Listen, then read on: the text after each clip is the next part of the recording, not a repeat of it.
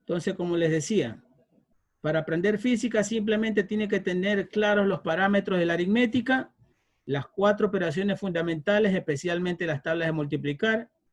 No creo que se hayan olvidado de eso. ¿Ya? Ya vimos la presentación en la semana de inducción, la tuvieron también conmigo.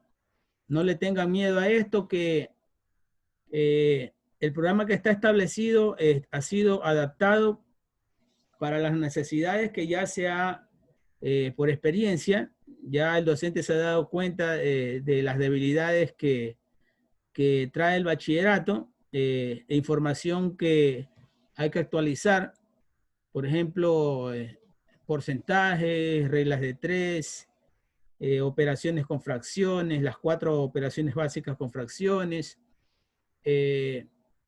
y en un nivel un poco más exigente, las conversiones de unidades.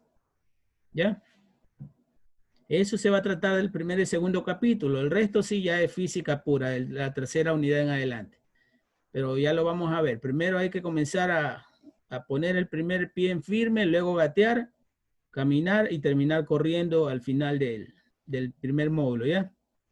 Entonces, aquí tenemos, si alguien tiene una pregunta, me alza la manito y pide participación y abre su micrófono y pregunta nomás. ¿Correcto? ¿Ya? Correcto, entonces. Este es el currículum de su docente. Yo soy bachiller técnico del Instituto Simón Bolívar, acá en Mecánica Industrial en Guayaquil. También soy técnico superior, dígase lo que es un tecnólogo ahora. Y luego me fui a estudiar a la Universidad de Guayaquil. Tengo un título de ingeniero industrial con mención en proyectos. Proyectos de inversión y de inversión social. Correcto. Mi experiencia laboral específicamente ha sido en empresas relacionadas al mantenimiento, o sea, siempre ha estado relacionado con las ciencias exactas, díganse matemática, física, cálculo, hidráulica, neumática, todas esas ramas de la física que tienen tanto conocimiento que dar. Entonces, he sido coordinador de mantenimiento en Nestlé, profesor a nivel secundario en un colegio nacional, jefe de mantenimiento en esta empresa que es dedicada al mantenimiento metal mecánico. También soy auditor técnico en la empresa de un amigo por servicios prestados de vez en cuando me necesita. Soy gerente de operaciones de esta empresa, es de mi propiedad, Industria Maderera Ecuatoriana. Soy docente ahora con ustedes también, ¿ya? He sido docente de nivelación en la Universidad de Guayaquil, también en ciencias exactas, dando física y matemáticas. Y he sido docente también, bueno, aquí estoy ahora, pero también fui docente en el Instituto Simón Bolívar. ¿Ya?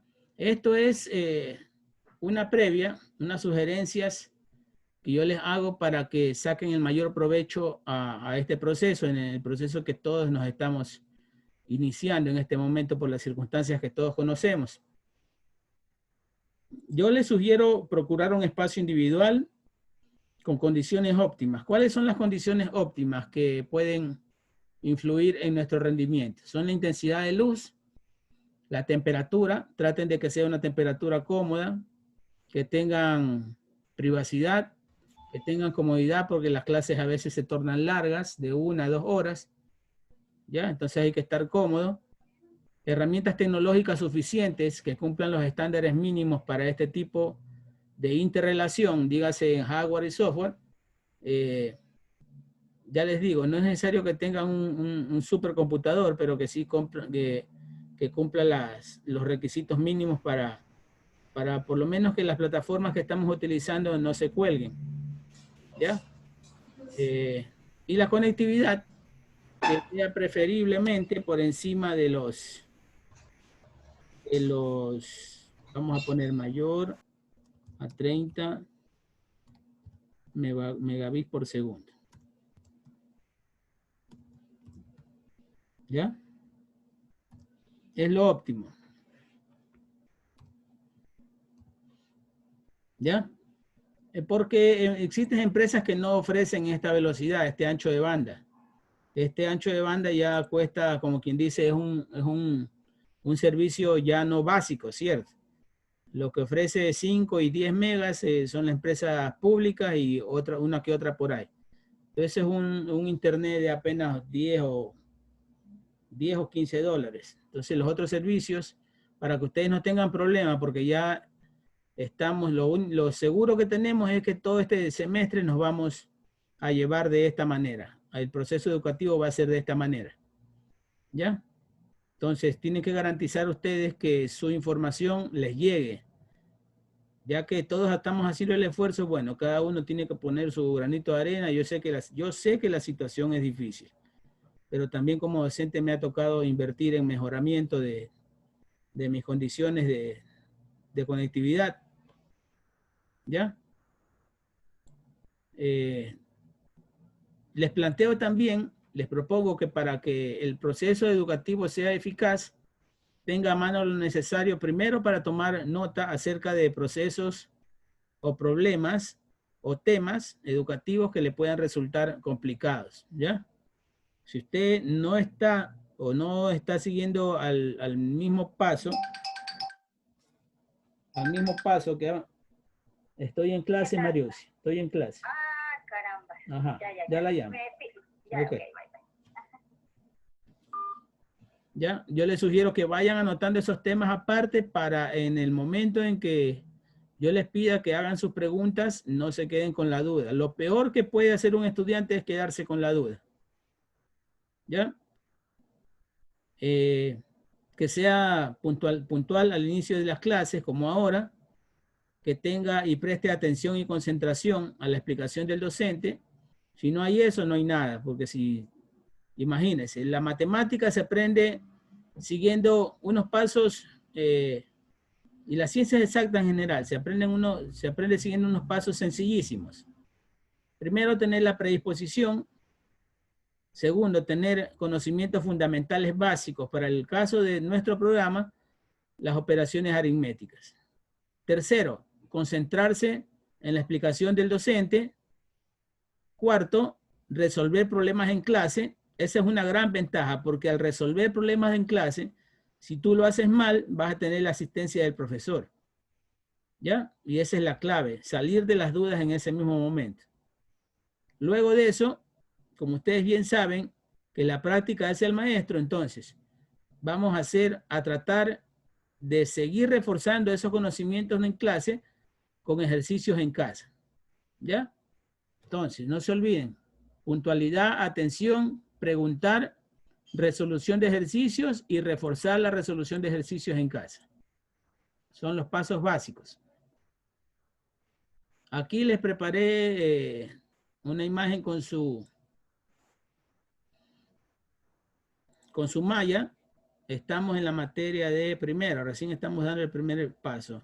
El código de la materia es EMC 1612 con 5 horas de carga semanal. Eso ya lo vamos a ver los datos de la materia acá.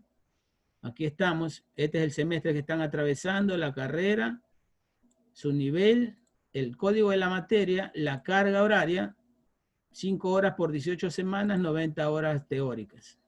Aparte de las horas que van a utilizar en las tareas. ¿Ya? Y de estas 90 horas, Trueno Force, ¿quién será? Y la carga horaria de docencia es de 60. Estas 90 horas se subdividen en 60 teóricas y 30 prácticas. Mi sistema de calificación es el siguiente. Bueno, él es establecido para todos. Se basa en que un 30% de tu calificación para cada parcial sale de tareas y exposiciones, otro 30% de lecciones y talleres, un 40% corresponde al examen, ese examen va purito, y el total es sobre 10, ¿correcto? ¿Ya? Lo mismo en el segundo parcial. Luego de que tú tengas tus dos calificaciones, del primero y del segundo sacas promedio, y si tu promedio es mayor a 7 o igual a 7, apruebas, y si es menor a 7, simplemente vas a mejoramiento. Pero antes de eso, tú tienes la oportunidad con el ingeniero Arias de participar en clases y ganar puntos por actuación en clase, los cuales van a ser sumados a estos dos parámetros de aquí, a estas dos variables, a las tareas y exposiciones y a lecciones y talleres. O sea, que si tú llegas con los 6 puntos completos al examen, simplemente vas a tener que sacar 1 sobre 4, o dígase 3 sobre 10 para salvar tu semestre y sacar mínimo 7, ¿correcto? ¿Ya? En caso de que te vayas a mejoramiento, supongamos, aquí le pegaste el 8, y aquí le pegaste, no, al revés, aquí le pegaste el 4, ¿ya? Y aquí te pusiste pila y le pegaste el 8. 4 y 8, 12. Para 2 tienes promedio 6. Con 6 vas al mejoramiento. En el mejoramiento, supongamos de que pegas el 8. Ese 8 reemplazaría a este 4 de aquí. Y tu promedio sería 8 y 8, promedio 8 final. ¿Ya? Esa es la manera. Así de fácil. ¿Alguna pregunta que tengan en esta diapositiva? ¿Está todo claro?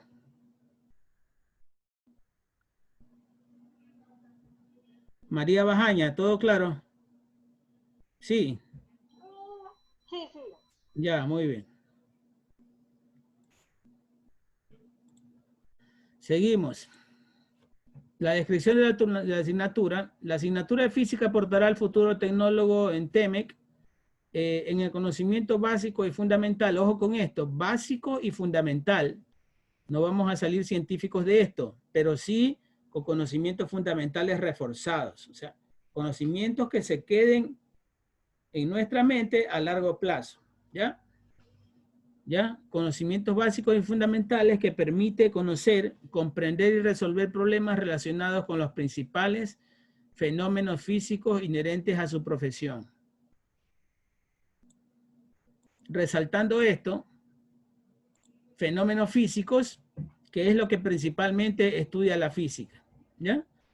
La física no es más que el estudio de los fenómenos físicos que ocurren en la naturaleza. O sea, hasta en el más mínimo elemento, en el más mínimo fenómeno que nosotros observamos en la naturaleza y se puede cuantificar, o sea, analizarlo numéricamente, eso estudia la física. Al caminar, el vuelo de un pájaro, el correr de un río, la evolución o qué sé yo, el trote de un animal, todo lo que pueda analizarse numéricamente es capaz de estudiarlo la física. Por eso que su alcance es tan amplio, porque no hace más que estudiar numéricamente lo que ocurre en la naturaleza. Incluso fuera de del alcance planetario. ¿Ya? Entonces, por eso es tan bonito, ¿no? Porque siempre estamos aprendiendo cosas nuevas. Aquí, ¿qué es la física? Tenemos partes de la física en orden, ¿no? Como es una ciencia que sigue avanzando, y yo creo que no tendrá fin, ¿ya? Cronológicamente, o sea, a través del tiempo, ha ido evolucionando. Lo primero que se descubrió en la física fue la mecánica clásica, el movimiento de los cuerpos y los cuerpos en reposo. Eso lo estudia la mecánica clásica, que se divide en estática y dinámica, ¿ya? Luego, la ley de relatividad, esa ley ya tiene casi un siglo de vigencia. Luego, la termodinámica, cuando se comenzaron a inventar las cajas o los containers de refrigeración, los equipos de refrigeración, los intercambiadores de calor, los calderos, todo lo que tenga que ver con cambio termodinámico, eso lo estudió la física y se hizo una rama más de la física. Luego se descubrió el electromagnetismo o la corriente eléctrica y su influencia electromagnética. ¿Ya? Luego se avanzó en la óptica y ahora el boom de la mecánica cuántica. Como ven, son pasos sucesivos uno de otro. Ahora, ¿cuántas partes aumentaremos? La verdad, yo como su profesor no lo sé. ¿Qué es lo que descubriremos dentro de la física futuro? Eso va a depender de cómo y cuándo y qué tan rápido avance la ciencia. Entonces vamos a ver este video. Creo que ya vimos videos la clase pasada, ¿no? A ver, alguien que me responda. ¿Sí vimos los videos en la presentación?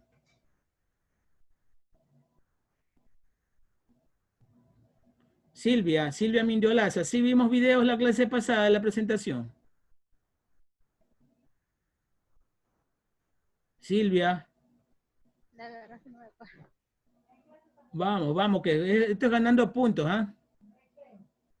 Ya estamos grandecitos para portarnos tímidos. A ver, Ariana Ponce, usted ayúdeme. ¿Sí vimos videos cuando les hice la presentación de la materia? Sí, sí vimos creo que uno. Ya, vamos a rematar entonces. Para entrar en confianza y no quemarlos de entrada con números, vamos a poner videos.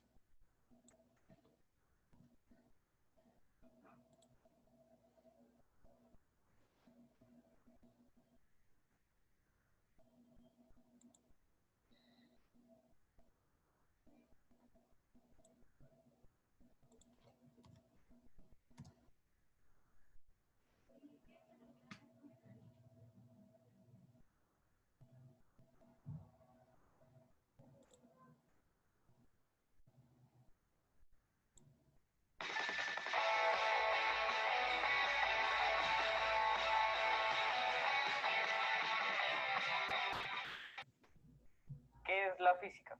La física es la ciencia que estudia los fenómenos naturales. Bienvenidos a un nuevo video de 2pi. Yo soy Wilson Martínez, esto es la universidad en YouTube y hoy vamos a responder a la pregunta ¿qué es la física? Y también mencionaremos qué áreas estudia la física. Como lo dije al inicio del video, la física es la ciencia que estudia los fenómenos naturales.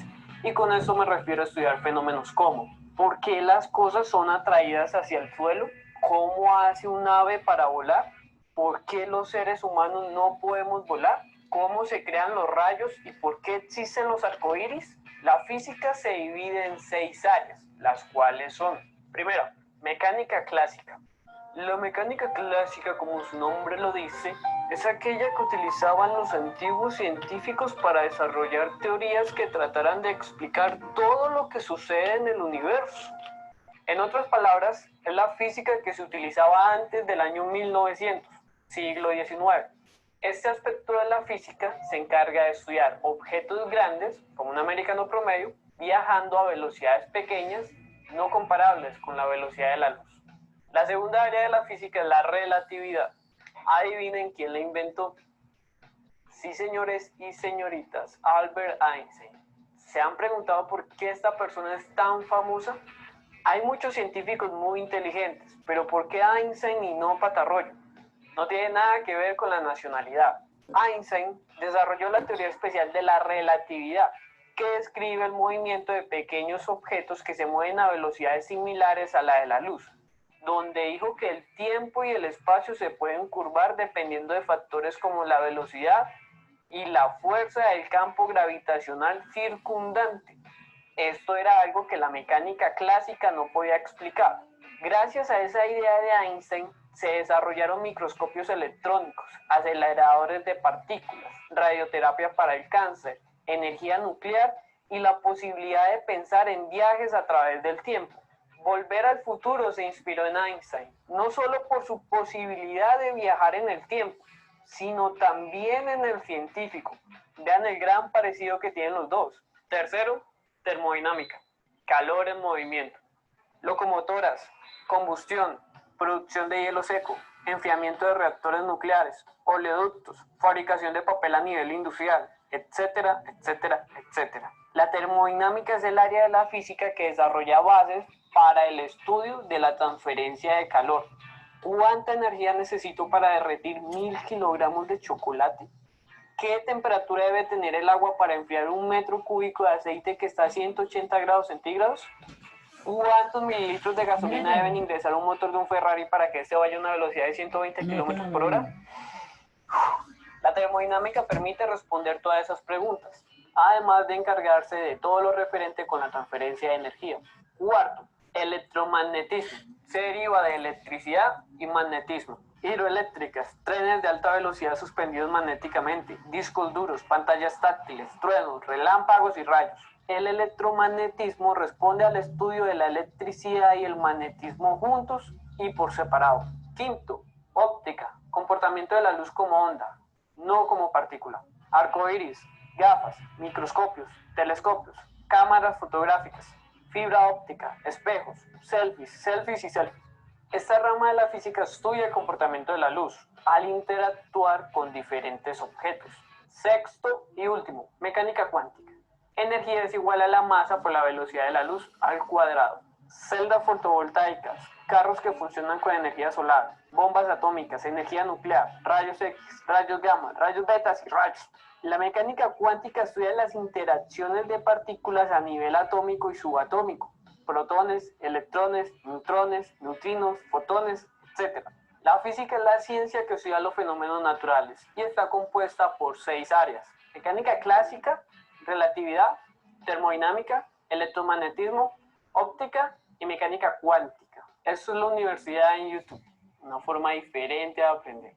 Gracias por vernos. Entra a nuestro grupo en... Bien. ¿Alguna pregunta está ahí, chicos? ¿Dónde están?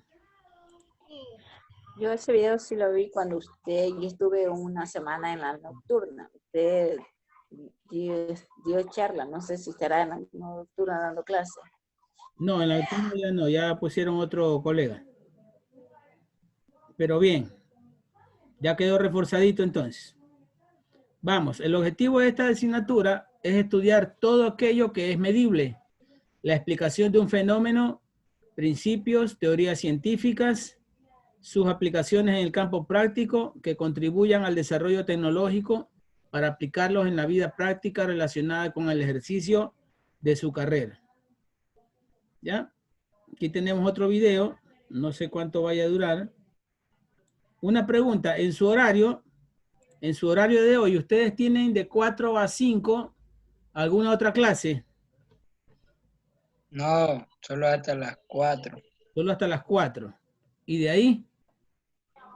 Y de ahí ya no hay porque se supone que solo tendremos lo que están pintados y de ahí ya no tenemos más, solo con ustedes son las últimas. Ya, porque a mí me toca 1 hora más, pero de tutoría, de plataforma. ¿Ya?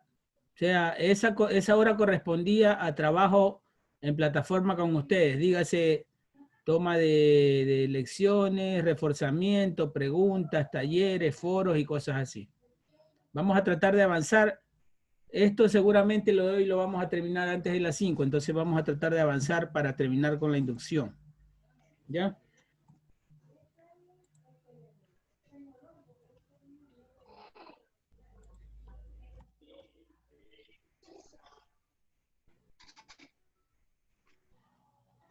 Para poder dar inicio, debemos hacernos una pregunta previa. ¿Qué es la física? En resumen, la física estudia todo lo relativo a la materia. Proviene de griegos físicos, de physis, naturaleza. Es la ciencia que estudia las propiedades de los cuerpos y las leyes que tienden a modificar su estado o movimiento sin cambiar sus cualidades. Ahora que tenemos esta información, podemos comenzar con la historia de la física. La historia de la física es, en general, una historia de una confianza cada vez mayor. Durante 300 años, la física se ha dedicado a observar y medir cómo funcionan las cosas. A principios del siglo XVII, un italiano puso en bola un movimiento al dedicarse a medir bolas en movimiento. Galileo también midió péndulos y dejó caer objetos de distintos tamaños de la torre inclinada de Pisa, para ver qué sucedía.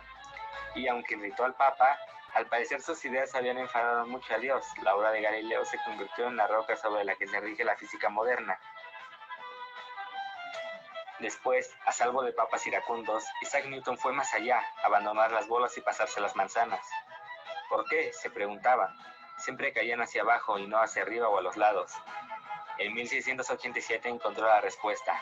Era una fuerza llamada gravedad, que afectaba a las bolas y a las manzanas, a los planetas, haciendo que trazasen órbitas predecibles alrededor del Sol. En el siglo XIX, James Clerk Maxwell centró su atención en otros misterios. Demostró cuál es la relación entre electricidad y magnetismo, que se pueden combinar en una fuerza, el electromagnetismo y que la luz tenía partes eléctrica y magnética y viajaba en formas de ondas como el agua.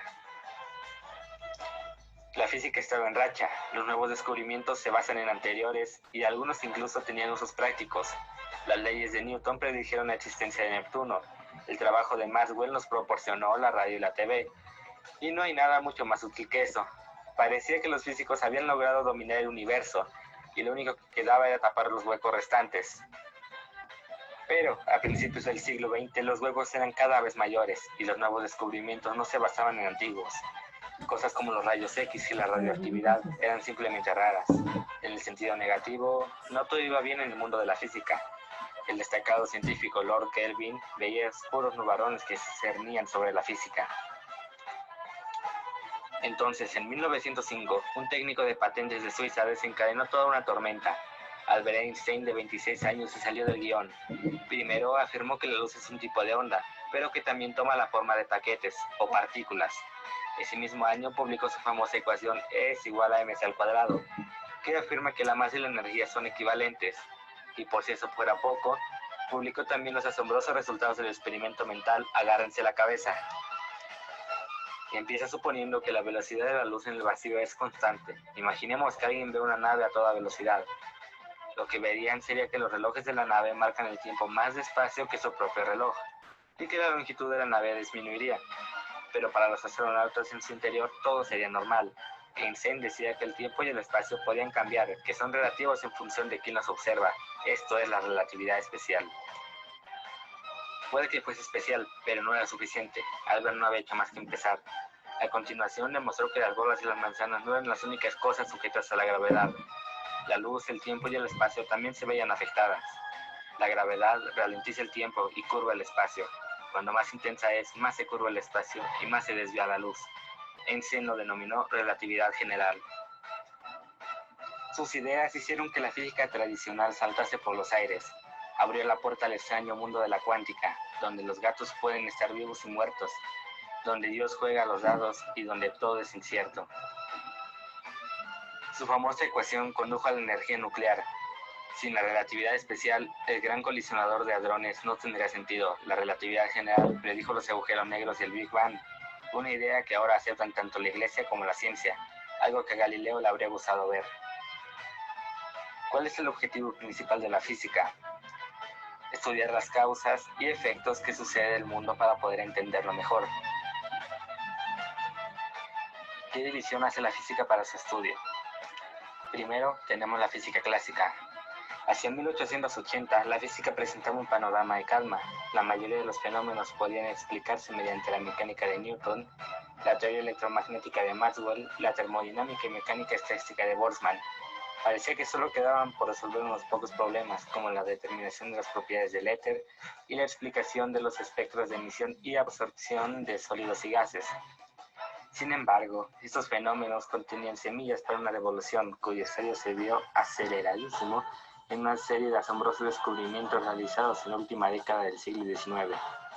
En 1895, Wilhelm Conrad Röntgen descubrió los rayos X. Ese mismo año, Joseph John Thomson descubrió el electrón. En 1896, Anthony Henry Becquerel descubrió la radioactividad. En 1887 y 1899, Heinrich Hertz, Wilhelm Hanswig y Philipp Lehr descubrieron diversos fenómenos relacionados con el efecto fotoeléctrico. Los datos experimentales de la física, unidos a los inquietantes resultados del experimento de Michell-Monroe y al descubrimiento de los rayos catódicos formados por cachos de electrones, desafiaban todas las teorías disponibles. Después tenemos la física moderna. La física moderna comienza a principios del siglo XX, cuando el alemán Max Planck investiga sobre el cuánto de la energía. Planck decía que eran partículas de energía indivisibles y que esas no eran continuas como decía la física clásica. Por ello nace esta nueva rama de la física que estudia las manifestaciones que se producen en los átomos, los comportamientos de partículas que forman la materia y las fuerzas que lo rigen. Se conoce generalmente por estudiar los fenómenos que producen a la velocidad de la luz o valores cercanos a ella, o cuyas escalas especiales son del orden o tamaño del átomo o inferiores. En 1905, Albert Einstein publicó una serie de trabajos que revolucionarían la física. principalmente representados por la dualidad onda-partícula de la luz y la teoría de la relatividad, entre otras. Estos y los avances científicos como el descubrimiento de la existencia de otras galaxias, la superconductividad, el estudio del núcleo del átomo y otros permitieron lograr que años más tarde surgieran avances tecnológicos como la invención del televisor, los rayos X, el radar, fibra óptica, el computador, etc. Mas, sin embargo, la física siempre ha tomado en cuenta el método científico para sus hallazgos. En resumen, el método científico es un proceso destinado a especificar fenómenos, establecer relaciones entre los hechos y enunciar las leyes que exponen los fenómenos físicos del mundo y permiten obtener, con estos conocimientos, aplicaciones útiles al hombre. Los científicos emplean el método científico como una forma de planificar de trabajar. Sus logros son acumulativos y han llevado a la humanidad al momento cultural actual. Toda la investigación científica se somete siempre a una prueba de la verdad, que consiste en que sus descubrimientos pueden ser comprobados mediante la experimentación, por cualquier persona en cualquier lugar, y que sus hipótesis son realizadas y cambiadas si no se cumplen. Los pasos del método científico son: generar la pregunta, observación de los fenómenos, formulación de la hipótesis, experimentación, análisis de datos, rechazar o aceptar la hipótesis. Esto ha sido todo por este video. Nos vemos hasta la próxima. Que tengan un buen día y les deseo que hayan aprendido algo sobre este video. Muchas gracias. Bien, seguimos entonces con la presentación.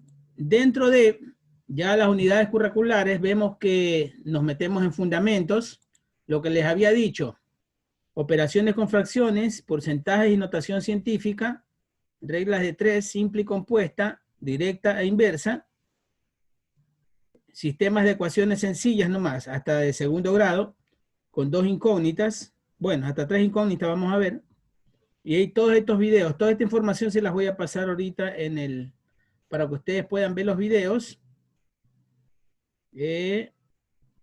A ver. Aquí en el chat les voy a subir un archivo para que lo puedan descargar. Escritorio.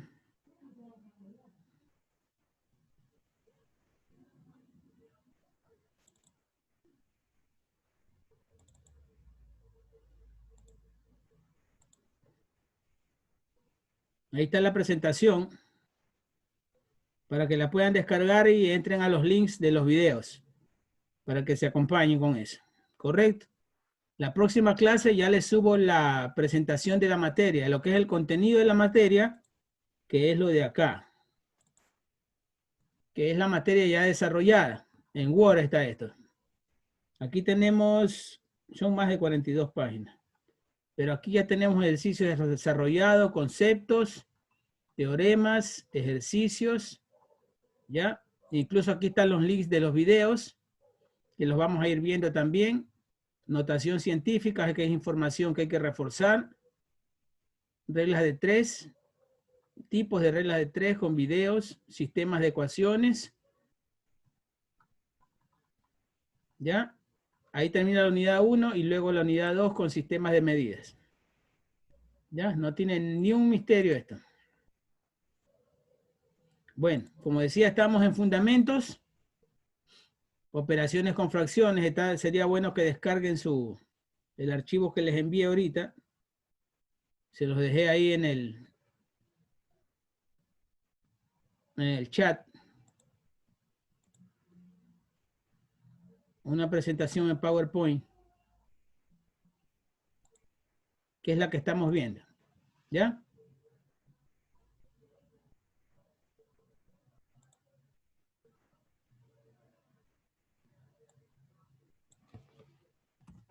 Pero no ha llegado nada al chat todavía, ingeniero.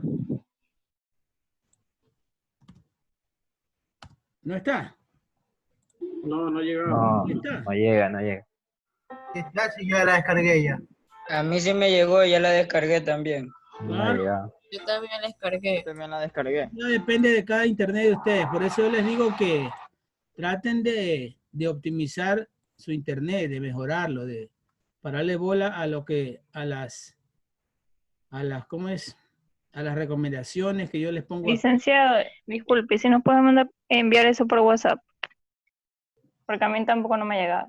Sí, porque no llega, Liz. Por WhatsApp no sé si Tampoco me ha llegado.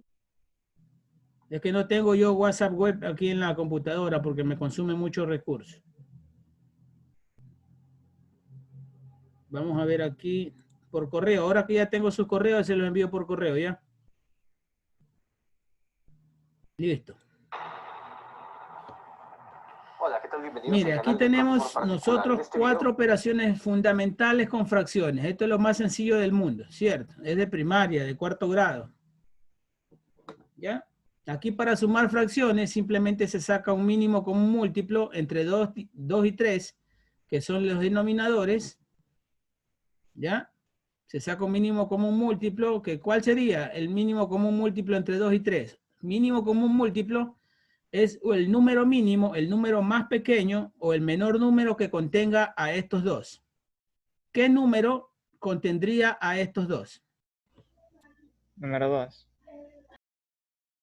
El 6. El número más pequeño que contenga al 2, contenga al 3, una cantidad exacta de veces.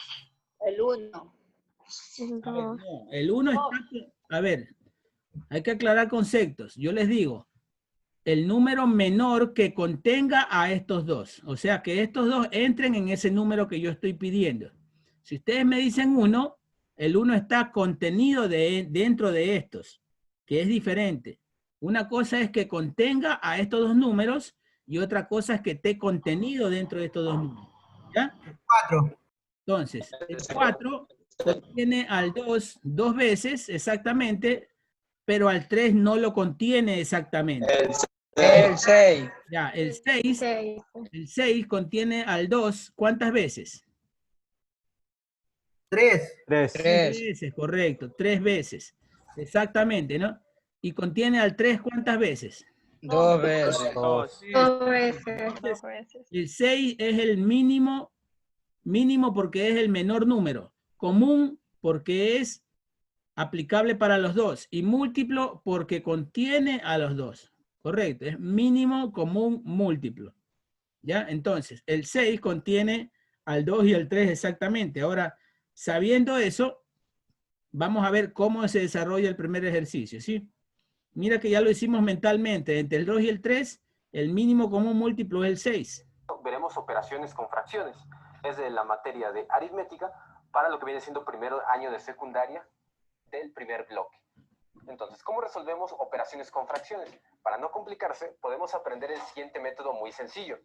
Lo único que tenemos que hacer es saber que todas las fracciones, tanto suma, resta, multiplicación y división, se pueden resolver aplicando únicamente multiplicaciones.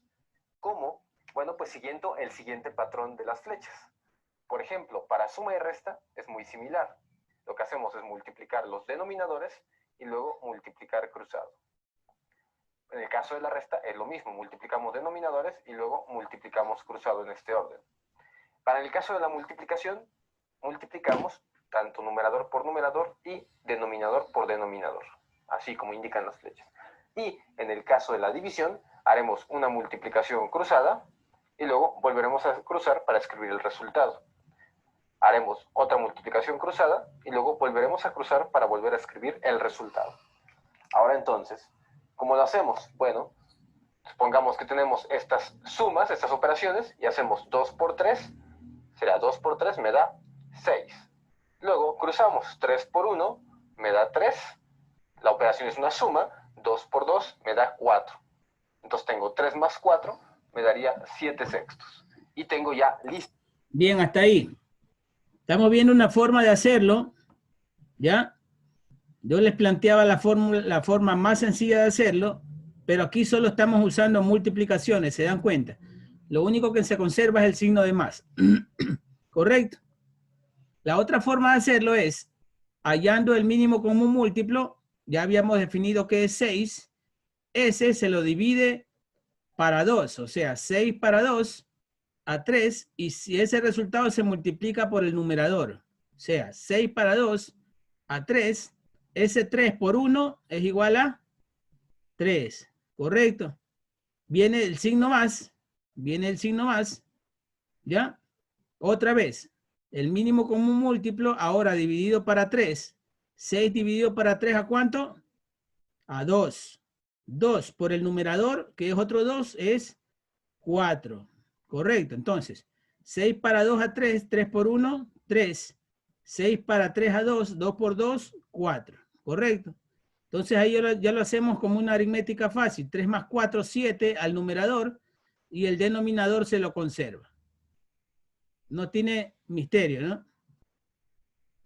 Ahora, la técnica que aplica el expositor no siempre va a ser la adecuada, porque vamos a tener sumas de 1, 2, 3 y 4 términos. Entonces vas a tener que multiplicar 2 por 3, por 4, por 6, por 8 y te va a salir un número grandísimo acá. No siempre el resultado de multiplicar dos números va a ser su mínimo común múltiplo. Eso ya lo vamos a ver en los ejercicios. Por ejemplo, si tú tuvieras 1/2 más 2/3 más 1/4, multiplicaría 2 por 3 por 4, que serían 24, ¿cierto? ¿Ya? Entonces, 24 según esa manera de hallarlo contendría al 2, al 3 y al 4. Pero puede existir un número menor que el 24 que igual contenga a los 3, ¿cierto? Ya lo vamos a ver. La suma. Ojo que esta suma y la resta únicamente nos va a funcionar cuando se trata de dos fracciones, como en este caso. Cuando se trata de tres fracciones o más, haremos otro método, que ahorita veremos al final de hacer estos 4 ejercicios. Entonces, si la fracción, el resultado final se puede simplificar, recordemos siempre es conveniente hacerlo. En este caso no podemos simplificar 7 sextos. Ahora, vamos con la fracción de abajo, que es una resta. Hacemos lo mismo, nada más hay que seguir el patrón de las flechas y saber que lo único que tenemos que hacer es multiplicar. 2 por 4 me da 8. Cruzamos, 4 por 1 me da 4. Recordemos que acá tenemos un menos, entonces sería 2 por 1 me da 2. Y ahora restamos, hacemos la operación. 4 menos 2 me da 2 octavos.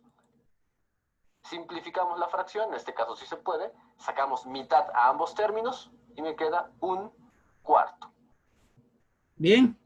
Aquí vimos una manera como lo hizo en la suma. Aquí también el expositor lo hace en la resta. Multiplica 2 por 4 igual 8. Pero yo les pregunto, ¿el mínimo común múltiplo entre 2 y 4 cuál es? 2. 4. A ver, el mínimo número que contenga al 2 y que contenga al 4. 4. El mínimo número es el 4. El 4 contiene al 2 2 veces y al 4 lo contiene ¿cuántas veces? Una vez, correcto. El 4 contiene al 4 una vez. Entonces vean, con lo que yo les planteo ya no sería 8. Solo que llegan al mismo resultado porque al final simplifican. Haciéndolo con 4, por ejemplo, 4 para 2 a 2, 2 por 1, aquí sería 2 en vez del 4, ¿ya? 4 para 4 a 1, 1 por 1, 1. Entonces sería 2 menos 1 sobre 4. 2 menos 1, ¿cuánto es? 1. Y 1. 4 se pasaría al denominador, ¿sí ven? Entonces les explico. No siempre el multiplicar denominadores da como resultado su mínimo común múltiplo, ¿correcto? ¿Ya? Pero el resultado al simplificar va a salir el mismo. Ya vemos dos caminos, dos maneras de resolverlo. Seguimos con la multiplicación. En la multiplicación se multiplica numerador con numerador y denominador con denominador, directo, en línea recta. Y listo, ya no puedo simplificar más la fracción 1/4. Ahora vamos con la multiplicación. Si nos damos cuenta es muy sencillo si nada más seguimos el patrón en las flechas. Lo único que hay que aprender es esto. 2 por 9 me da 18 y arriba 3 por 1 me da 3. Simplificamos en el caso de que se pueda, si se puede, tercera y tercera. Tercera de 3, 1, tercera de 18, 6. Y el resultado nos queda como un sexto. Nunca se nos olvide simplificar a la parte final de la fracción. Ahora vamos con esto. Es una división. Quedamos que multiplicamos, 2 por 25 me da 50 y cruzamos para escribir el resultado. Ahí está. Acá es un doble cruce. 5 por 4 me da 20 y cruzamos para escribir el resultado. Por lo tanto, quedaría abajo. Tratamos de simplificar, sacamos mitad y mitad, me quedaría 25 y mitad de 10, 20 sería 10. A ver, Para hacer esa simplificación más rápida, entre 50 y 20, ¿para cuánto lo dividirían esos dos números? Para 10. Para 10. Correcto, para 10. Le sacamos décima, ¿no? Al sacar décima, simplemente tachamos el 0 y nos queda 5 medios. Esa es la respuesta que seguramente va a mostrar al final. Damos de nuevo quinta en caso de que se pueda. Quinta de 25 es 5, quinta de 10 es 2. Y listo. Tenemos ya el resultado final. Entonces vemos que con estas simples operaciones podemos abarcar fracciones de cualquier tipo, tanto suma, resta, multiplicación y división. Ahora, ¿qué sucede cuando tenemos tanto en suma como en resta? Hacemos las operaciones, pero ahora con 3 fracciones. Vamos a ver cómo podemos hacerlo. Desde luego, podemos hacer nuestro método. Vamos a suponer acá que tenemos, voy a poner un quinto, más un medio, más un tercio. Una fracción sencilla. Entonces, ¿cómo lo hacemos? A ver ahí, ¿qué número contiene al 5, al 2 y al 3? El 5. El 5 no contiene al 2 exactamente y tampoco lo contiene al 3 exactamente. ¿Alguna otra respuesta? El 30. El 30. El 30 contiene al 5 ¿cuántas veces? 6. 6 veces, correcto, porque 6 por 5, 30. El 30 contiene al 2 ¿cuántas veces? 15 veces. 15 veces. 15 veces. 15 por 2, 30. El 30 contiene al 3 ¿cuántas veces? 10 veces. 10 veces. Correcto. Entonces, el mínimo común múltiplo de estos tres sería el número 30, el menor número. El 60 también los contiene, ¿sí o no? El 60 contiene al 5 12 veces, al 2 30 veces y al 3 20 veces, pero no es el mínimo. Estamos hablando de mínimo común múltiplo. Para el caso de fracciones así. Bueno, pues una manera sería agrupar estas dos y hacerlo con el método anterior, tener un resultado y luego ese resultado sumarlo con esta aplicando también el método anterior. Lo que haríamos sería separar estas dos fracciones y luego de 2 en 2 agruparlas y luego con la última fracción el resultado que nos dio la suma de estas dos. Sin embargo, vamos a hacerlo con el método tradicional, que es aplicando el mínimo común denominador. ¿Cómo sacamos el mínimo común denominador de 5, 2 y 3? Bueno, pues lo hacemos construyendo nuestra tabla descriptiva. En este caso hay que descomponer cada término hasta que tengamos 1, 1, 1 abajo de cada uno. Entonces sacaríamos mitad, nada más tiene 2. Bajamos los términos que no tienen mitad, sacamos tercera, 1, y el único que nos queda es el 5, que es quinta. Y finalmente, ya que todos tienen la unidad abajo de su factor, multiplicamos los números que tenga yo de este lado. 2 por 3 me da 6, por 5, 30. En muchas situaciones, el mínimo común será simplemente multiplicar 5 por 2, 10 por 3, 30. Entonces, tenemos acá el 30. Ahora, acá viene lo complicado, porque en el método muchas veces pues hay que aprender ciertas estructuras. Entonces, lo que hacemos es lo siguiente. El mínimo común va a dividir a todos los denominadores. Aquí pongo, va a dividir. Entonces, vamos a hacerlo. 30 entre 5 me da 6. Ya que tenemos ese resultado en la mente, 6, multiplicamos por el número de arriba. 6 por 1 me da 6. Listo. Más. Otra vez, ahora viene con la siguiente fracción. 30 entre 2, 15. Y multiplicamos ese 15 por el número de arriba, que en este caso es 1. 15. 30 entre 3 me da 10. Y multiplicamos ese 10 por el número de arriba. Listo. Ahora sumamos todas las fracciones, o mejor dicho, los números de arriba. 6 más 15 me da 21, más 10, 31. Y me queda 31 treintavos la fracción. No se puede simplificar, por lo tanto, quedaría de esta forma. Ahora, este es el método largo. Funciona tanto para la suma como para la resta de fracciones. Si queremos comprobar que nuestro método largo también funciona, lo podemos hacer con nuestro método, en este caso, el anterior.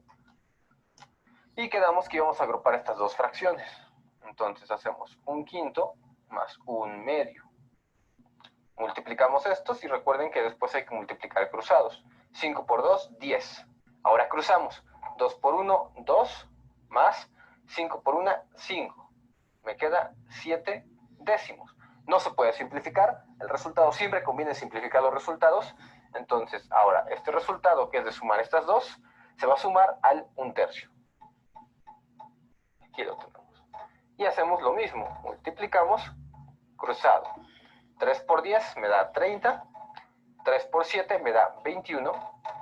Y 10 por 1 me da 10. 21 más 10 nos da también efectivamente 31/30. Comprobamos que nuestro método, cualquiera de los dos, puede funcionar. Bueno, ¿cuál método lo vieron más fácil al aplicarlo? El primero. El primero, el del mínimo común múltiplo, ¿no? Hacemos de una vez la operación de dividir y multiplicar al mismo tiempo, correcto. Pero la respuesta va a salir igual, porque en las matemáticas no hay dos respuestas. Aquí hay que hacer dos operaciones y en este caso hay que hacer una sola, pero aprenderse cuál es la estructura de la esquematización del método. Si les agradó el video, no olviden suscribirse al canal, compartir el video por las redes sociales y regalarnos. Bien. Entonces ese es un videíto de fracciones. Tenemos acá más de...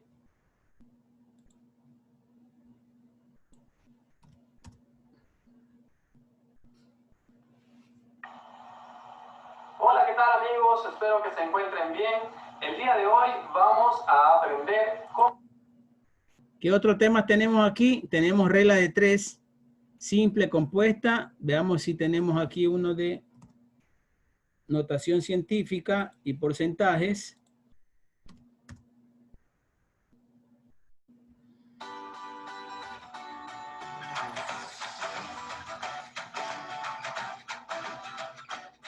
¿Qué tal amigos? Espero que estén muy bien. Bienvenidos al curso de porcentajes y ahora veremos cómo resolver un problema de porcentajes. Y en este caso vamos a resolver un problema clásico de los porcentajes, que es este. María compró $750 o pesos, bueno, la moneda es lo de menos, en mercancía. Por pagar en efectivo le realizan un descuento del 12%. La pregunta es, entonces, ¿cuánto pagó María? Este es un problema clásico, como les decía, nosotros siempre en casi todos los almacenes vemos descuentos del 10, del 20%. No lo puse ni con el 10, ni con el 20, ni con el 30, porque sería como muy sencillo, digámoslo así. Lo puse con el 12%, entonces vamos a resolver, como siempre les digo, el porcentaje no es más sino una regla de 3 simple directa. Es más, es mucho más sencillo porque siempre hay que colocar unos valores que ya se sabe cuáles hay que colocar. Pero antes de esto les quiero aclarar una cosita. Generalmente a nosotros lo que nos interesa no es tanto cuánto descuentan. Bueno, sí, uno mira cuánto descuenta, pero lo más importante es saber cuánto debemos pagar. Para esto debemos aclarar lo siguiente. Es un error muy común que los estudiantes cometen, que como dice 12%, bueno, ahorita lo vamos a ver cuál es el error. Pero entonces, por ejemplo, supongamos que en una tienda estuvieran descontando el 10%. Aquí estoy hablando de porcentajes. Voy a colocar aquí el porcentaje, sin embargo. Me dicen, me descontaron el 10%. Entonces, lo que debo pagar es lo que falta para el 100%. O sea, si me descuentan el 10%, quiere decir que yo debo pagar el 90%. Otro ejemplo, si me descuentan el 20%, esto quiere decir que yo debo pagar el 80%. Y por último, si me descuentan el 40%, quiere decir que yo tendría que pagar el 60%. Acordémonos que ¿cómo se saca este valor? Pues porque el descuento más lo que debo pagar, pues debe sumar el 100%, porque por eso estamos hablando de porcentajes. Acuérdense que el porcentaje quiere decir con respecto al número 100. Entonces, 10 más 90 es 100, 20 más 80 es 100 y 40 más 60 es 100. Ahora sí vamos a empezar a resolver el ejercicio. Entonces, como les decía, esto es una regla de 3 simple directa. Entonces, acordémonos que en la regla de 3 simple directa se colocan siempre dos casillas. En este caso, y por eso les digo que es tan fácil, siempre hay que colocar una casilla que es de porcentaje y la otra casilla que es de lo que estemos hablando. En este caso, como estamos hablando de dinero, esta casilla se puede llamar dinero o dólares o plata, ¿sí? Lo que sea. En este caso yo le voy a colocar dinero. Ahora, ¿por qué también es tan fácil esto? Pues porque siempre, acordémonos que el 100% cuando estamos hablando del 100%, estamos hablando de el total de algo. En este caso, cuando hablemos del 100% quiere decir el total de lo que había que pagar. O si hablamos del 100% quiere decir el total de todo. Si estamos hablando de personas, el 100% quiere decir todas las personas. Entonces debemos tener claro que el 100% es todo. Por eso entonces siempre se coloca aquí dos valores que siempre se colocan. Primero, el 100%.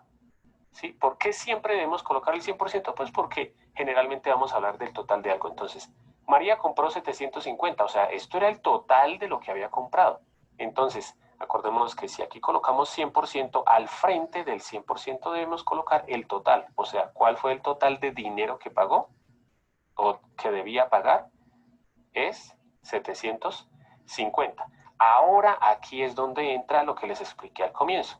Ahora dice que la pregunta es, ¿cuánto pagó entonces? Un error muy común es que los estudiantes coloquen aquí. Como aquí dice 12%, entonces los estudiantes colocan el 12%.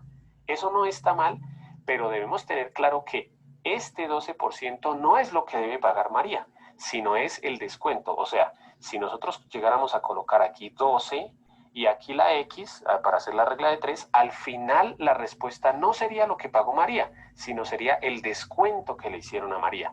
Entonces, yo generalmente para hacerlo más rápido y para no tener que hacer tantos pasos, yo lo que coloco aquí es el porcentaje de la pregunta que me están haciendo. En este caso, la pregunta que me están haciendo es ¿cuánto debe pagar o cuánto pagó? Entonces, aquí colocamos el porcentaje de lo que pagó. Ahí es donde entramos a ver lo que vimos al comienzo. ¿Cuál fue el descuento? El 12%. Entonces, ¿cuánto debe pagar María? ¿Cuánto le falta a 12 para llegar a 100? Le falta 88%. Entonces, esto era el descuento y esto es lo que debe pagar. Entonces, como la pregunta, vuelvo a decirles, es lo que debo pagar, yo aquí coloco el porcentaje que debe pagar. Entonces, ¿qué porcentaje hay que pagar? El 88%. ¿Y ese 88% cuánto dinero es? No se sabe. Entonces, vamos a resolver esa regla de 3. Ya saben, la forma más fácil o la que yo siempre explico es la siguiente. Para resolver la regla de 3, hacemos una X aquí. Con esa X, ¿qué hicimos? Relacionamos dos parejas, o sea, hicimos una pareja entre el 100 y la X, e hicimos otra pareja entre el 750 y el 88. Vamos a resolver la regla de 3, entonces, ¿cómo se resuelve? Colocamos X igual y siempre va a quedar una división. Siempre colocamos dos valores arriba y uno abajo. ¿Cuáles valores arriba? Colocamos los valores de la pareja que esté completa. ¿A qué me refiero? Si nosotros observamos de esta pareja, conocemos el número 100, pero no conocemos la X porque no sabemos el valor. En cambio, esta pareja sí está completa. ¿Por qué? Porque conocemos los dos valores, el 88 y el 750. Entonces, esa pareja que está completa la colocamos arriba, 88 por 750. El por puede ser un punto o una X, eso es lo de menos. Y dividimos por el valor que quedó, que no hemos escrito aquí. Miren que aquí ya escribimos la X, el 88, el 750, y el único valor que falta colocar es el número 100. Esta operación generalmente nosotros la hacemos en la calculadora porque pues no hay problema, y en este caso da 660. Entonces, ¿aquí qué nos dio? El dinero que debía pagar, que era el 88%. Ya entramos a dar la respuesta. Respuesta. El dinero, o María pagó $660. Otra cosita que les quería aclarar, si ustedes llegaran a colocar, como les decía al comienzo, si ustedes hubieran colocado aquí el 12%, obviamente no les hubiera dado 660. El resultado que les hubiera dado hubiera sido 90, ¿sí? Entonces, como les decía, no está mal. Lo que pasa es que este 90, pues como era el descuento, al final tendríamos que hacer una resta. Entonces, ¿qué resta haríamos? Lo que tenía que pagar antes, le quitamos el descuento, que sería 750 menos 90, y ahí me daría el valor que habría que pagar, que es 660, que fue lo que nos dio aquí directamente. Como siempre, les voy a dejar un ejercicio para que ustedes practiquen. Ya saben que ustedes pueden pausar el video. El ejercicio que van a resolver es este. Y bueno, Carlos compró un televisor, el cual costaba $1,200. Disculpe, licenciado, ¿podría hacer el favor de repetir de nuevo que tuve un problemita con mi celular, se cayó el enlace y de ahí tuve que otra vez que reconectarme? A ver, vamos a verlo desde el punto donde comienza a desarrollarlo. quiero aclarar una cosita. Generalmente a nosotros lo que nos interesa no es tanto cuánto descuentan. Bueno, sí, uno mira cuánto descuenta, pero lo más importante es saber cuánto debemos pagar. Para esto debemos aclarar lo siguiente. Es un error muy común que los estudiantes cometen, que como dice 12% uno, bueno, ahorita lo vamos a ver cuál es el error. Pero entonces, por ejemplo, supongamos que en una tienda estuvieran descontando el 10%. Aquí estoy hablando de porcentajes. Voy a colocar aquí el porcentaje, sin embargo. Me dicen, me descontaron el 10%, entonces lo que debo pagar es lo que falta para el 100%. O sea, si me descuentan el 10%, quiere decir que yo debo pagar el 90%. Otro ejemplo, si me descuentan el 20%, esto quiere decir que yo debo pagar el 80%. Y por último, si me descuentan el 40%, quiere decir que yo tendría que pagar el 60%. Acordémonos que ¿cómo se saca este valor? Pues porque el descuento más lo que debo pagar, pues debe sumar el 100%, porque por eso estamos hablando de porcentajes. Acuérdense que el porcentaje quiere decir con respecto al número 100. Entonces, 10 más 90 es 100, 20 más 80 es 100 y 40 más 60 es 100. Ahora sí vamos a empezar a resolver el ejercicio. Entonces, como les decía, esto es una regla de 3 simple directa. Entonces, acordémonos que en la regla de 3 simple directa se colocan siempre dos casillas. En este caso, y por eso les digo que es tan fácil, siempre hay que colocar una casilla que es de porcentaje y la otra casilla que es de lo que estemos hablando. En este caso, como estamos hablando de dinero, esta casilla se puede llamar dinero o dólares o plata, ¿sí? Lo que sea. En este caso yo le voy a colocar dinero. Ahora, ¿por qué también es tan fácil esto? Pues porque siempre acordémonos que el 100%, cuando estamos hablando del 100%, estamos hablando de el total de algo. En este caso, cuando hablemos del 100% quiere decir el total de lo que había que pagar. O si hablamos del 100%, quiere decir el total de todo. Si estamos hablando de personas, el 100% quiere decir todas las personas. Entonces debemos tener claro que el 100% es todo. Por eso entonces siempre se coloca aquí dos valores que siempre se colocan. Primero, el 100%. ¿Sí? ¿Por qué siempre debemos colocar el 100%? Pues porque generalmente vamos a hablar del total de algo. Entonces, María compró 750, o sea, esto era el total de lo que había comprado. Entonces, acordémonos que si aquí colocamos 100%, al frente del 100% debemos colocar el total. O sea, ¿cuál fue el total de dinero que pagó o que debía pagar? Es 750. Ahora aquí es donde entra lo que les expliqué al comienzo. Ahora dice que la pregunta es, ¿cuánto pagó entonces? Un error muy común es que los estudiantes coloquen aquí, como aquí dice 12%, entonces los estudiantes colocan el 12%. Eso no está mal, pero debemos tener claro que este 12% no es lo que debe pagar María, sino es el descuento. O sea, si nosotros llegáramos a colocar aquí 12 y aquí la X, para hacer la regla de 3, al final la respuesta no sería lo que pagó María, sino sería el descuento que le hicieron a María. Entonces, yo generalmente para hacerlo más rápido y para no tener que hacer tantos pasos, yo lo que coloco aquí es el porcentaje de la pregunta que me están haciendo. En este caso, la pregunta que me están haciendo es ¿cuánto debe pagar o cuánto pagó? Entonces, aquí colocamos el porcentaje de lo que pagó. Ahí es donde entramos a ver lo que vimos al comienzo. ¿Cuál fue el descuento? El 12%. Entonces, ¿cuánto debe pagar María? ¿Cuánto le falta a 12 para llegar a 100? Le falta 88%. Entonces, esto era el descuento y esto es lo que debe pagar. Entonces, como la pregunta, vuelvo a decirles, es lo que debo pagar, yo aquí coloco el porcentaje que debe pagar. Entonces, ¿qué porcentaje hay que pagar? El 88%. ¿Y ese 88% cuánto dinero es? No se sabe. Entonces vamos a resolver esa regla de 3. Ya saben, la forma más fácil o la que yo siempre explico es la siguiente. Para resolver la regla de 3 hacemos una X aquí. Con esa X, ¿qué hicimos? Relacionamos dos parejas, o sea, hicimos una pareja entre el 100 y la X e hicimos otra pareja entre el 750 y el 88. Vamos a resolver la regla de 3, entonces, ¿cómo se resuelve? Colocamos X igual y siempre va a quedar una división. Siempre colocamos dos valores arriba y uno abajo. ¿Cuáles valores arriba? Colocamos los valores de la pareja que esté completa. ¿A qué me refiero? Si nosotros observamos de esta pareja, conocemos el número 100, pero no conocemos la X porque no sabemos el valor. En cambio, esta pareja sí está completa. ¿Por qué? Porque conocemos los dos valores, el 88 y el 750. Entonces, esa pareja que está completa la colocamos arriba. 88 por 750. El por puede ser un punto o una X, eso es lo de menos. Y dividimos por el valor que quedó, que no hemos escrito aquí. Miren que aquí ya escribimos la X, el 88, el 750. Y el único valor que falta colocar es el número 100. Esta operación generalmente nosotros la hacemos en la calculadora porque pues no hay problema. Y en este caso da 660. Entonces, ¿aquí qué nos dio? El dinero que debía pagar, que era el 88%. Ya entramos a dar la respuesta. Respuesta. El dinero, o María pagó $660. Otra cosita que les quería aclarar. Si ustedes llegaran a colocar, como les decía al comienzo, si ustedes hubieran colocado aquí el 12%, obviamente no les hubiera dado 660. El resultado que les hubiera dado hubiera sido 90, ¿sí? Entonces, como les decía, no está mal. Lo que pasa es que este 90, pues como era el descuento, al final tendríamos que hacer una resta. Entonces, ¿qué restaríamos?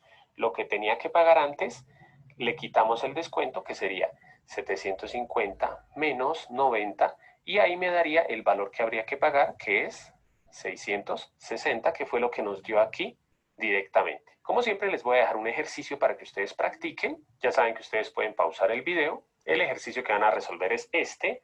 Y bueno, Carlos compró un televisor, el cual costaba $1,200.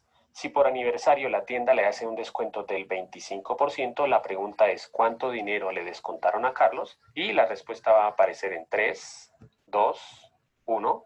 ¿Cómo sea? Bien. Dan cuenta, pues en este caso no había que encontrar cuánto pagó, porque la pregunta era cuánto dinero le descontó. Bien, estamos bien hasta ahí, ¿no? Ese es un problema sencillo de porcentajes, incluyendo regla de 3. Bueno, estamos con porcentajes y notación científica. Estamos con...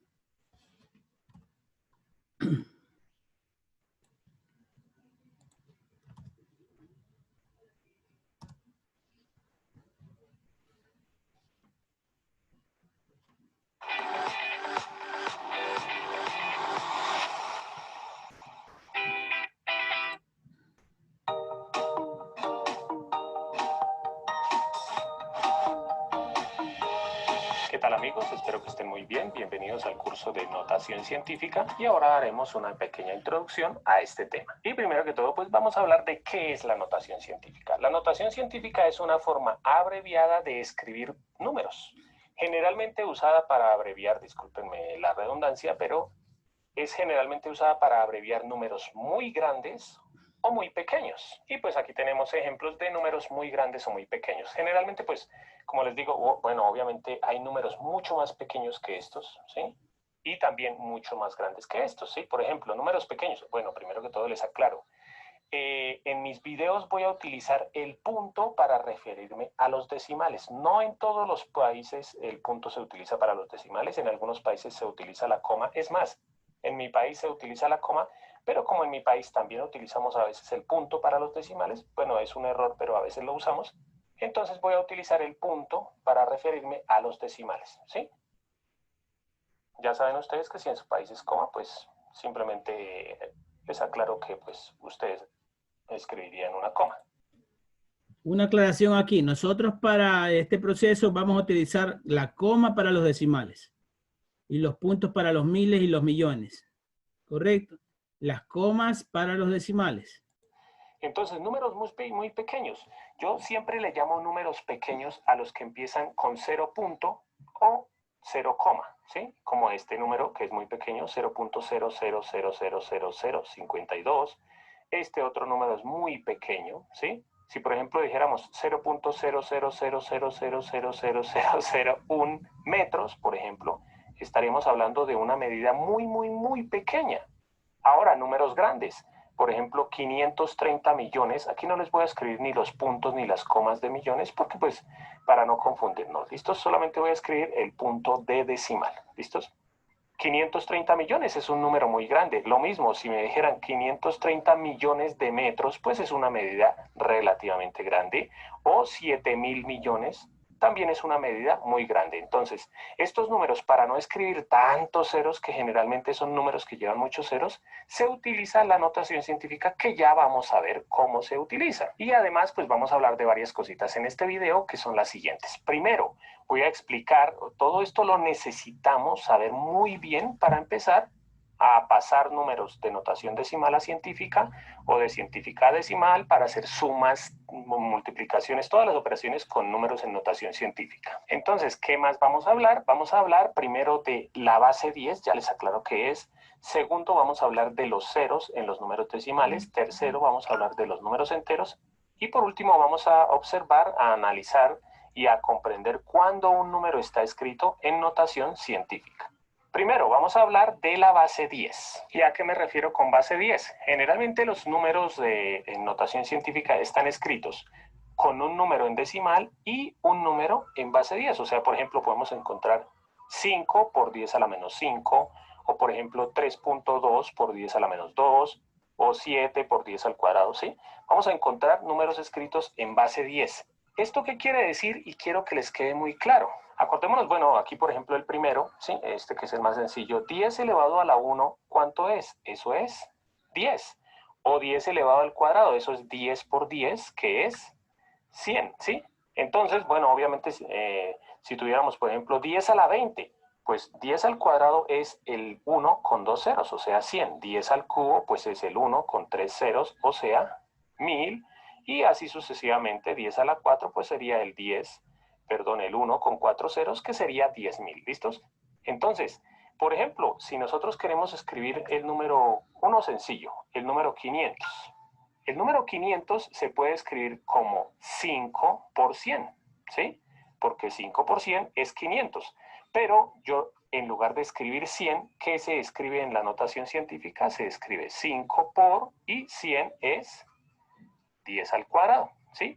Entonces, los números relativamente grandes, bueno, como les decía, yo le digo números pequeños a los números que empiezan con 0 punto algo, y números grandes a los que no empiezan así, por ejemplo, 52.3 o 500 o 2000, a esos yo les digo números grandes, y quiero que se acostumbren a eso porque les va a quedar más fácil el tema. Entonces, aquí lo que yo hice fue escribir el número 500 en notación científica, ¿sí? Porque escribí 500 como 5 por, ¿sí? Un número decimal, ¿sí? En este caso es un entero, por un número con potencia de 10. Pero bueno, ya más adelante vamos a hablar de esto.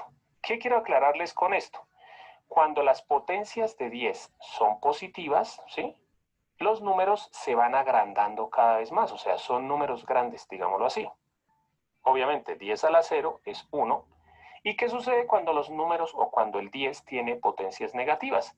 Pues que ya empezamos a hablar de números pequeños. 10 a la menos 1 es 0.1. ¿Sí? Como les digo, números pequeños los que empiezan con 0 punto. 10 a la menos 2 sería 0.02. Y así sucesivamente. Como lo podemos ver aquí, ¿no? Entonces miren que todos estos números son números pequeños porque empezarían 0 punto, ¿sí? Bueno, aquí me había equivocado y había colocado el número 2, es el número 1. Miren que entre mayor sea el número, bueno, obviamente, o más bien entre menor sea el número, pero bueno, hablemos simplemente, miramos el 5. Entre más número haya aquí, digamos, bueno, vamos a hablar bien. Entre menor sea el número, porque acordémonos que el menos 1, el menos 2 es menor, el menos 3 es menor, ¿sí? Entonces, cuando el negativo sea muy menor, o sea, por ejemplo, si tuviéramos 10 a la menos 100, ya estaremos hablando de un número muy, muy, muy pequeño. Y lo mismo cuando los exponentes son positivos. Cuando el exponente sea mayor, entonces estamos hablando cada vez de un número más grande. Por ejemplo, si nosotros tuviéramos 5 por 10 a la 7 y lo comparáramos con 5 por 10 a la 8, ¿sí? Aquí en notación científica parecen similares, pero este número es 10 veces más grande que este, solamente porque el exponente es una unidad mayor que el anterior. Pero bueno, entonces quiero que comprendan esta parte. Números, potencias de 10 con exponentes negativos, estamos hablando de números pequeños, y potencias de 10 con exponentes positivos, estamos hablando de números grandes. Ahora, lo segundo de lo que les quiero hablar es de los ceros en los decimales. ¿Por qué quiero hablarles de esto? Porque cuando estamos hablando de números decimales, hay muchos ceros que no se escriben porque no hay necesidad. Por ejemplo, Si nosotros estamos hablando del número 5.2000 o si hablamos del número 5.200 o 5.20 o 5.2. Todos estos números que yo escribí son iguales, o sea, 5.2000 es exactamente lo mismo que 5.200 o que 5.20 o que 5.2, ¿sí? Si ustedes lo escriben, por ejemplo, en una calculadora, escriban 5.2000 y le dan igual y se darán cuenta que la calculadora les dice que esto es 5.2. No voy a entrar a profundizar mucho en esto, pero simplemente quiero que les quede claro, ¿sí? Bueno, aquí les voy a hablar de rapidez. Esto aquí dice 5 y 2 décimas. Aquí dice 5 y 2 centésimas, perdón, 20 centésimas, que 20 centésimas es lo mismo que 2 décimas. Aquí dice 5 y 200 milésimas. Y aquí dice 5 y 2010 milésimas, ¿sí? Pero entonces, siempre que después del punto decimal al final haya ceros, esos ceros se acostumbra a no escribirlos. O sea, si nos dicen, por ejemplo, escribe el número 752.300, eso uno lo debe escribir como 752.3 porque estos ceros al final no se escriben. Ahora, no se confundan con ceros que haya en la mitad del número. Por ejemplo, si tuviéramos el número 7.305 y con otros 2 ceros aquí al final. ¿Cuáles son los ceros que no se escriben? Los que van al final, este y este. Este cero ya no está al final, entonces sí se escribe. O sea, aquí quedaría el número 7.305. Entonces, cuando estamos hablando de números decimales, los ceros que van al final no se escriben. Pilas, que es cuando está el punto decimal. No se confundan, por ejemplo, con el número 5000. Si está el número 5000, aquí no hay punto decimal, ¿sí? Entonces, esos ceros obviamente sí se escriben porque 5000 no es lo mismo que 5, ¿sí? Esto que les quede obviamente muy claro. Ahora, ¿cuáles son los otros ceros que no se escriben? Por ejemplo, si nosotros tenemos el número 000.05, ¿sí? ¿Cuáles ceros no se escriben? Los ceros que estén al comienzo, antes del punto decimal. Obviamente, antes del punto decimal hay que dejar una cifra. Entonces, este cero es obligatorio dejarlo, pero estos 2 ceros no hay necesidad, entonces estos 2 ceros no se escriben, ¿sí? Por eso si tenemos el número 0.005, perdón, 000.05, se debe escribir más bien 0.05. Este 0 sí se escribe porque antes del punto hay que poner algún número, si no hay sería un 0, y aquí este 0 sí se escribe porque no está al final, ¿listos? Entonces, los ceros que no se escriben son los que van al comienzo, antes del punto. Bueno, obviamente se deja un 0, ¿listos? Entonces, estas eran las 2 cositas que quería aclararles de los números decimales. Ahora, los números enteros. Los números enteros son los números que no tienen parte decimal. Por ejemplo, el número 52, o el número 730, o el número 4500, o el número 1.000.000. Estos números no tienen punto decimal, digámoslo así, porque no tienen cifras decimales. Siempre que miremos un número como estos, acordémonos que todos estos números que no tienen punto decimal o coma decimal, dependiendo de su país, acordémonos que ese punto lo llevan al final, ¿sí? Entonces, no se escribe ese punto, pero siempre debemos tener en cuenta que esos números tienen el punto al final del número. Esto es lo único que quería hablarles de los números enteros. Ahora pasamos a la parte final, que es cómo saber cuando un número está escrito en notación científica. Para saber si un número está escrito en notación científica es muy sencillo. ¿Por qué? Porque la forma más usada, pilas que aquí dice la forma más usada, no quiere decir que es la que siempre se usa, pero es la más usada, ¿sí? Generalmente el 99% de las veces ustedes lo van a ver así. La forma más usada para la notación científica es encontrar escrito así: A por 10 elevado a la n, donde A es un número, es mayor o igual que 1, pero menor que 10. Ya les aclaro esto con ejemplos. Además, el número que va aquí, o sea, el número que va aquí siempre tiene que ser o 1 o mayor que 1, pero menor que 10. Y además, la n tiene que ser un número entero. Como lo vimos al comienzo, puede ser 10 elevado a la 1, a la 2, a la 10, a la menos 5, a la menos 20. ¿Listos? Y aquí va a haber un número. Yo escribo aquí el por con un punto, aunque generalmente se acostumbra a escribir la X. Entonces voy a escribir la X aquí, una X pequeñita para no confundirnos con, por ejemplo, la X de una variable. ¿Listos? Entonces voy a escribir aquí varios números en notación científica para que veamos cómo saber si sí o no están en notación científica. Entonces, todos estos números están escritos en notación científica. ¿Y cómo se identifican? Primero, porque van a tener un número que va a decir 1, o sea, al comienzo va a decir 1, 2, 3, 4, 5, 6, 7, 8 o 9, ¿sí? En pocas palabras. Miren, 5.2, ¿sí? 5 está entre 1 y 10. 7.3, 7 está entre 1 y 10. 1, ¿sí? 1 puede ser, ¿sí? El que no puede ser es el número 10, pero puede empezar en 1 y terminar, por ejemplo, en 9.9. 2, porque 2 está entre 1 y 10. 3.575, solamente se mira el 3 para mirar que está entre 1 y 10. Y 4.3, el 4 también está entre 1 y 10. Un número que no puede estar, por ejemplo, 35.6 por 10 a la 7, por ejemplo. ¿Por qué este no? Porque el 35 ya es mayor que 10.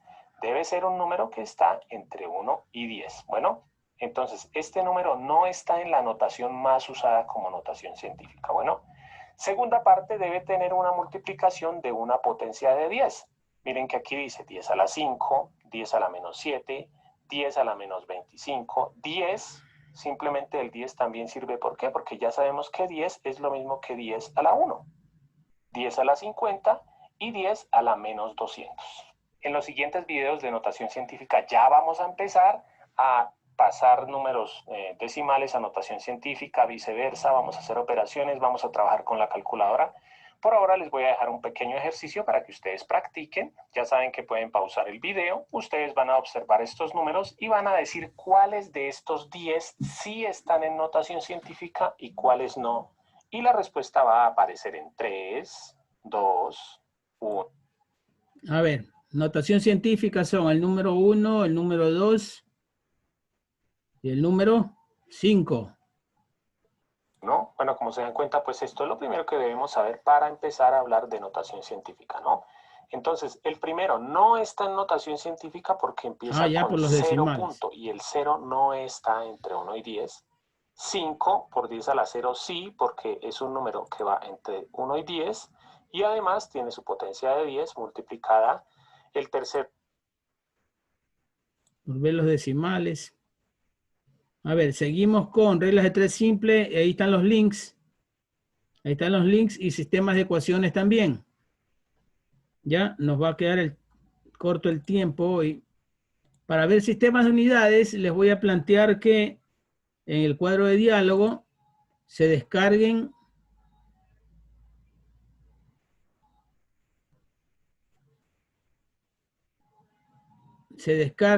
digitalmente de cualquier página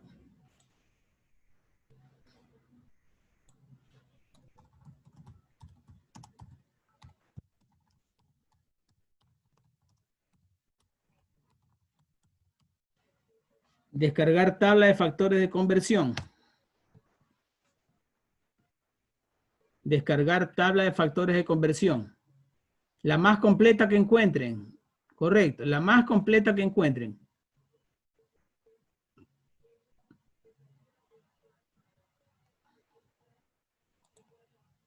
Para la próxima clase. ¿Ya?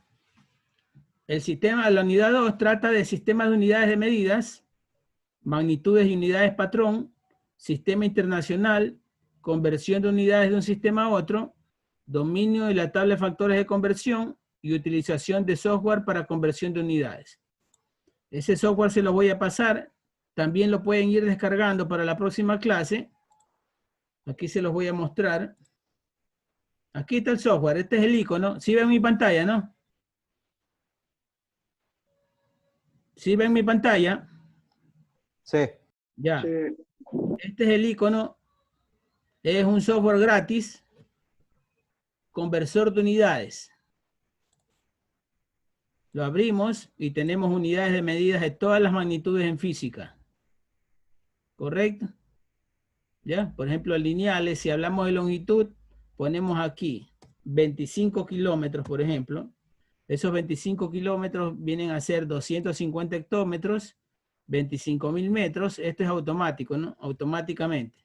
Tenemos longitud, tenemos superficie o área, tenemos volumen o capacidad en unidades cúbicas. Por ejemplo, un litro es igual a ¿cuántos centímetros cúbicos? 1000, ¿no? O un decímetro cúbico, que es lo mismo. ¿Ya? Cuando hablamos de pintas,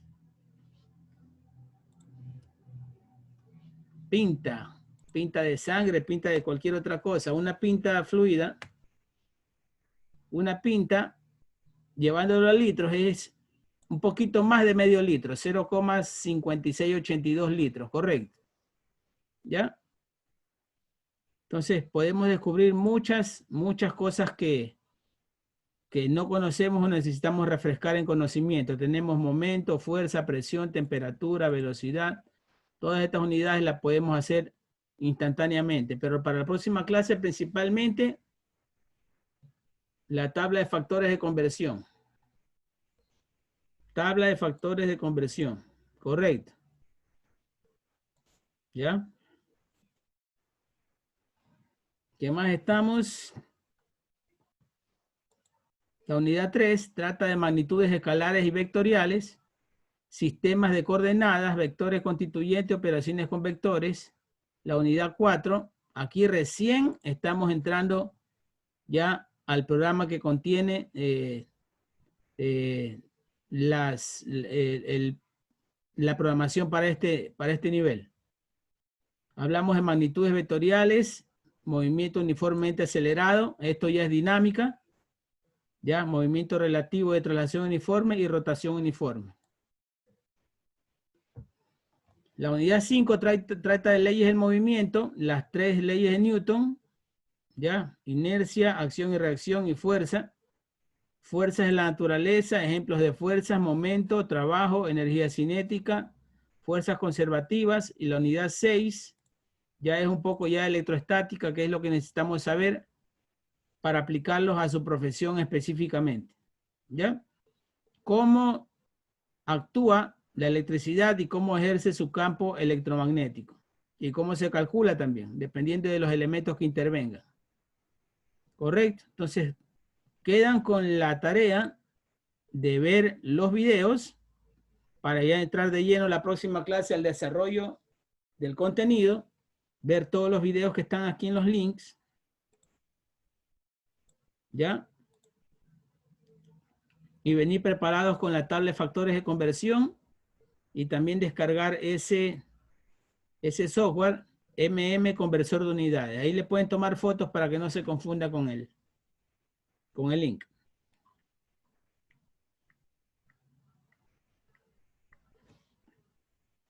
Déjenme ver ahora la asistencia, cómo estamos. Ahora sí, déjenme tomarle ya pueden ser que hayan ingresado. Anchundia. Presente. Arévalo. Arévalo. Presente. Bajaña Mora. No está. Bajaña Quinto. Presente. Ya. Bajaña Román. Isamara. ¿No está Isamara? Ella está retirada, creo, profe. Brito. Ese sí está, ese me contestó. Cabello, ¿sigue ahí? Sí.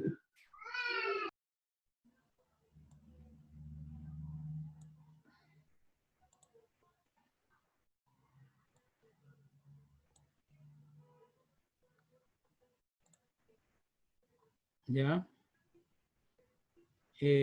Vamos a hacer esto.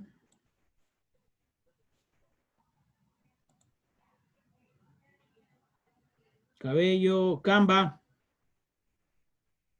Presente. Chávez Briones. Presente. Correa.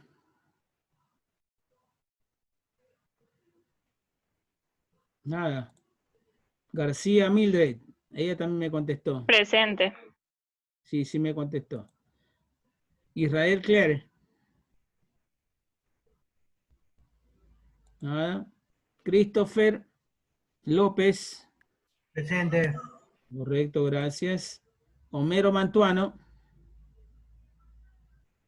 Él es el que está Estuve enfermo. enfermo, profe. Disculpa. El Es compañero el que está enfermo. se conectó. Ah, ya. Ok. Manzaba, sí está ahí, ¿no? Presente. Ya, sí. Yanina. Presente. Silvia Mindiola. Mindiolaza. Presente. Ok. Fermín Paredes. Presente. Noeli Pluas, también está por ahí. Presente. Ya. Ariana Ponce. Presente. ¿Qué tal la clase? No me han dicho nada. ¿Lo hacemos así o lo hacemos puro número? No me han dicho si les gustan los videos, si están bien. Con los videos. ¿Con los videos está bien o le damos full a los números? Con los videos. Los videos está Con los bien. videos. Con el video está bien. Quiero ver. Bueno, si se portan bien. David Román. David Román. Fuga.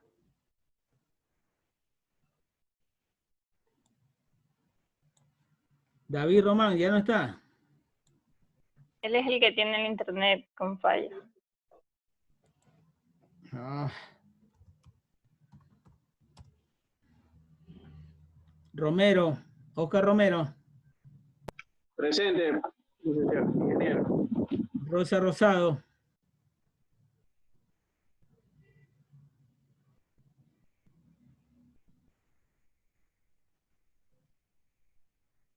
Rosa no está. Giancarlo sí está. Giancarlo Rugel sí está, ¿no? Sí, presente. Víctor Sánchez. Él está retirado. No apareció. Vamos a ponerlo aquí con... Harry Rodríguez tampoco aparece. Sesme, Viviana No, Sesme. él no tiene internet. Ya, Viviana. Tampoco tiene internet. Pero sí contestó en antes.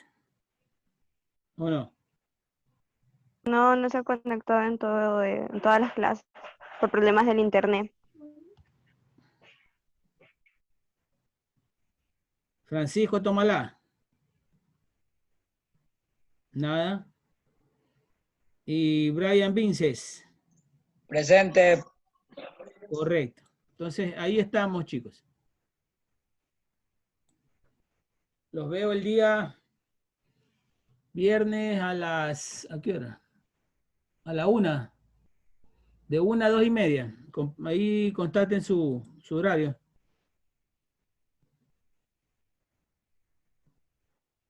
Sí. No se olviden de descargar esa tabla de factores de conversión y descargar la aplicación, el software, pero para computadora, no para celular, ¿ah? Para computadora. Tomalá León presente, edición de Tomalá León. Tomalá León sí está presente. Ingeniero. Trueno Force, es que te pones trueno, pues ¿dónde está ese trueno? Ingeniero. Sí, dígame. Y los que no tienen computadora, ¿cómo hacen? Eso mismo le preguntaba, y los que no tenemos computadora, porque la mayoría casi nos conectamos por vía celular, no con... Es que para celular no van a encontrar esa aplicación. Bueno, buscando bien. Yo la he buscado y no la he encontrado para celular. ¿Cuál es la aplicación? Habla con vectores. Aquí. Ahí en la pantalla sí lo ven, el icono. Conversor de unidades se llama.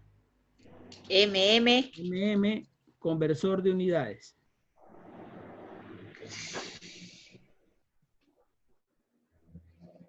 Es como una herramienta extra que ustedes van a tener para el momento en que necesiten utilizar ya en su carrera profesional. Todas las ingenierías lo usan, ¿ya? Pero nosotros vamos a convertir unidades manualmente con calculadora. ¿Correcto? Sería bueno que tengan esta aplicación.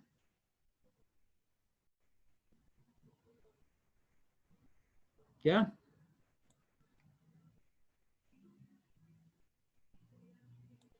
Entonces, con esto me despido hasta el día viernes, como les digo, a la 1 de la tarde. Nos vemos aquí de nuevo, chicos. Ha sido un gusto. Pórtense bien. Ok, ingeniero, muchas gracias. Bye, cuídense. Gracias. Pase bien. Gracias, chao. Bien.